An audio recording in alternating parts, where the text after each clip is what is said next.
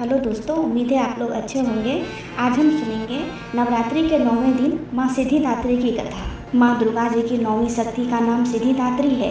ये सभी प्रकार की सिद्धियों को देने वाली हैं।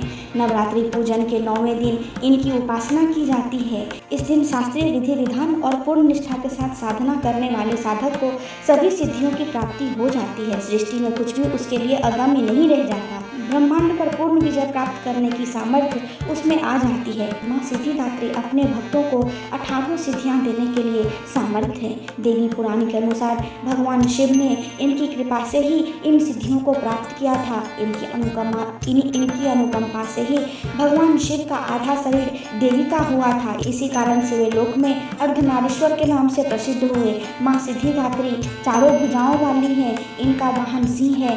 ये कमल पुष्प पर आसीन होती है। इनकी दाहिनी तरफ के नीचे वाले हाथ में कमल पुष्प है। प्रत्येक मनुष्य का यह कर्तव्य है कि वह माँ सिद्धिदात्री की कृपा प्राप्त करने का निरंतर प्रयत्न करे, उनकी आराधना की ओर अग्रसर हो। इनकी कृपा से अनंत दुख रूप संसार से निर्लिप्त रहकर सारे सुखों का भोग करता हुआ वह मोक्ष को प्राप्त करता है। नव दुर्गाओं में माँ सिद्धिदात्री अंतिम है। अन्य 8 दुर्गाओं की पूजा उपासना शास्त्रीय विधि विधान के अनुसार करते हुए भक्त दुर्गा पूजा के 9वें दिन इनकी उपासना में प्रवृत्त होते हैं। इन सिद्धिदात्री माँ की उपासना पूर्ण कर लेने के बाद भक्तों और साधकों की लौकिक पारलौकिक सभी प्रकार की कामनाओं की पूर्ति हो जाती है। माता सिद्धिदात्री के कृपा पात्र भक्त के भीतर कोई ऐसी कामना शेष बचती ही नहीं है जिसे वह पूर्ण करना चाहे।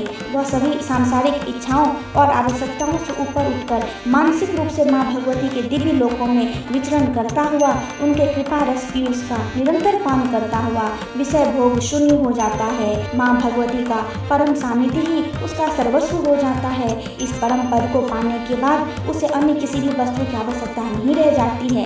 माँ के चरणों का यह सानिध्य प्राप्त करने के लिए हमें निरंतर नियमनिष्ठ रहकर उनकी उपासना करनी चाहिए। माँ भगवती का स्मरण ध्यान पूजन हमें इस संसार की असारता का बोध कराते हुए वास्तविक परम शांतिदायक अमृत पद की ओर ले जाने वाला है। इनकी आराधना से जातक को अणिमा लघिमा प्राप्ति प्राकर्म महिमा ईश्वर सर्व काम वास्यता दूर श्रवण परकामा प्रवेश वाक्य सिद्धि अमरत्व भावना सिद्धि आदि समस्त सिद्धियों नवनिधियों की प्राप्ति होती है। आज के युग में इतना कठिन तप तो कोई नहीं कर सकता, लेकिन अपनी शक्ति अनुसार जब तक पूजा अर्चना कर कुछ तो माँ की कृपा का पात्र बनता ही है। प्रत्येक सर्वसाधारण के लिए आराधना योग्य यह श्लोक सरल और स्पष्ट है।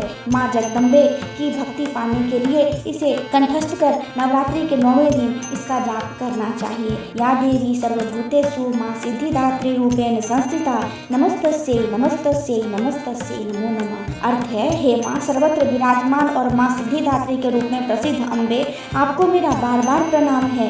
हे माँ, मुझे अपनी कृपा का पात्र बनाइए। दोस्तों, आपको मेरी ये जानकारी कैसी लगी मुझे कमेंट में ज़रूर बताएं और चैनल को लाइक शेयर और सब्सक्राइब करना न भूलें। धन्यवाद।